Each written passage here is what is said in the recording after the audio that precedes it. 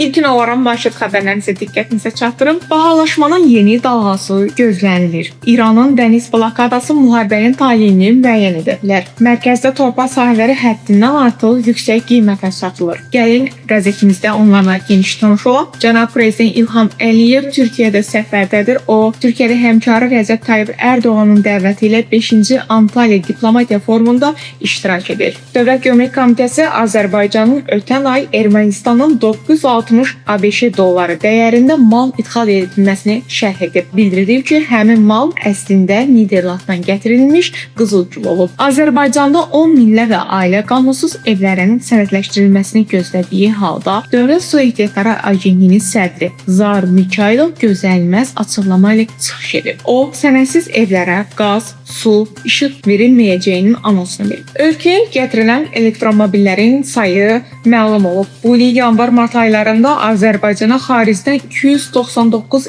ədəd yalnız elektrik mühərriklə hərəkətə gətirən nəqliyyat vasitələri gətirilib.